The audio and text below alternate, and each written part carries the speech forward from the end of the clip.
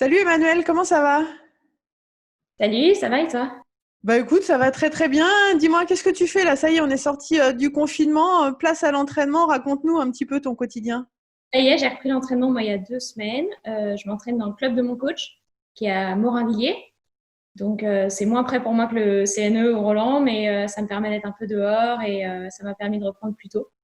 Donc ouais, je joue tous les jours, ça fait du bien. Mais je sens que mon corps, tu vois, il a besoin d'habitude et de reprendre le rythme parce que c'est dur quoi.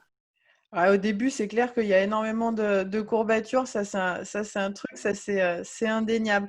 Dis-moi, là, on est tous dans l'attente, dans l'expectative. On n'a pas forcément le programme, le calendrier. Justement, tu arrives à trouver la motivation et tu penses que vous allez pouvoir reprendre quand la compétition?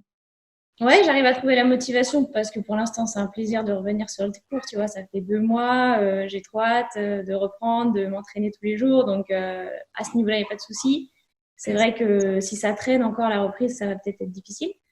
Mais pour l'instant, chez nous, ils annoncent reprise le 31 juillet, mais tous les tournois quasiment ont été annulés jusqu'à fin août. Donc, de toute façon, ce sera pas avant fin août. J'imagine même peut-être septembre minimum, quoi. T'es top 30 tennis fauteuil. J'imagine que tu as pour objectif un jour de disputer le tournoi de Roland-Garros. Justement, qu'est-ce qui te manque là aujourd'hui pour pouvoir jouer le tableau? C'est un de mes objectifs et rêves. Mais alors chez nous, pour les grands chelems, il n'y a que les 8 meilleurs mondiales qui participent, ou alors il faut obtenir une wildcard. En tant que Française, c'est un peu plus facile peut-être. Je sais pas, je dirais qu'il me manque beaucoup de choses, un petit peu dans chaque secteur, tu vois, au niveau physique, mental, technique. Moi, j'ai commencé le tennis il y a 10 ans maintenant, donc ça commence à faire. Mais j'ai toujours bossé, fait mes études en même temps, et je suis à plein temps dans le tennis depuis 1 an et demi seulement. Donc, tu vois, j'apprends encore plein de choses. Et par rapport à des joueuses qui sont dans le top 10 mondial, qui jouent à plein temps depuis des années, si tu veux, j'ai l'impression que j'ai encore un train de retard et qu'il faut vraiment que je m'entraîne à fond pour le rattraper, quoi. Bah, écoute, si tu es focalisée de toute façon sur le tennis, que tu es sérieuse, allez, on va croiser les doigts. J'ai vu aussi que tu faisais de l'auto-hypnose, que tu avais commencé l'auto-hypnose. Alors, c'est quelque chose qui m'intéresse parce que bah, je suis assez hypnose, moi. Hein. J'ai commencé très, très tôt. Et donc, quand j'ai vu ça, je me suis dit, tiens, voilà, qu'est-ce que ça t'apporte et pourquoi tu fais ça en fait? Alors moi, j'ai démarré 2 formations là, pendant le confinement, en visio. Et donc au départ, c'était vraiment pour découvrir, parce que bah, sur le terrain, comme beaucoup de joueurs, je pense, et, il y a des moments où je me prends la tête, où je doute beaucoup de moi, où j'ai ouais, des périodes où je perds un peu en confiance. Et je me disais, bah, voilà, mentalement, il faut que je trouve une solution pour limiter ces périodes et pour progresser. Et donc, j'ai cherché un peu dans plein de secteurs et je me suis dit, bah, l'auto-hypnose, je vais regarder ce que ça donne. Et l'idée, c'est de changer certains ancrages donc, et puis d'apporter du positif. Donc, de se dire, voilà, je sais pas, le jour où j'aurai besoin d'un peu plus de confiance en moi ou de détachement ou de, je sais pas, en marge d'agressivité, de retourner à un état que j'ai déjà connu et que j'ai ancré en moi pour pouvoir le faire ressortir assez rapidement.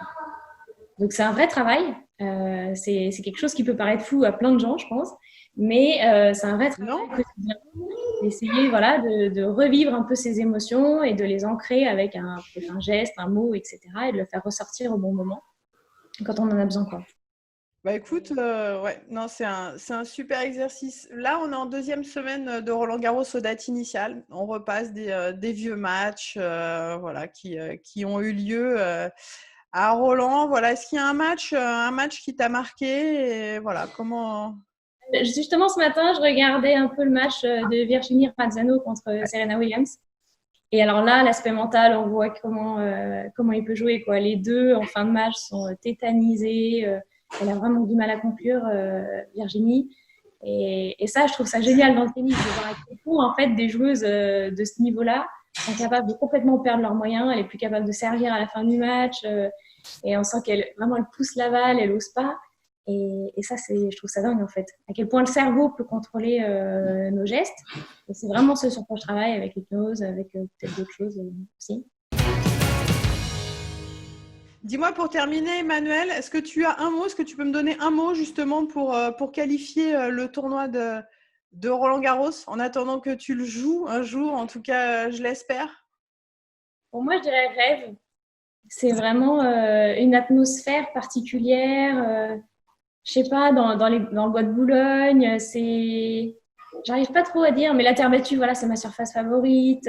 C'est toujours une ambiance de dingue. Ouais, pour moi, c'est rêve, quoi. C'est un peu peut-être les petits, entre guillemets, les petits JO, parce qu'il y a que pour le tennis, mais c'est un de mes objectifs au long terme, ouais, carrément. Bah, merci Emmanuel, on va rester sur ce mot, rêve. On va continuer de rêver et puis bah, écoute, je vais rêver pour toi qu'un jour tu joues le tournoi de Roland-Garros. Merci à toi. Merci, bonne journée.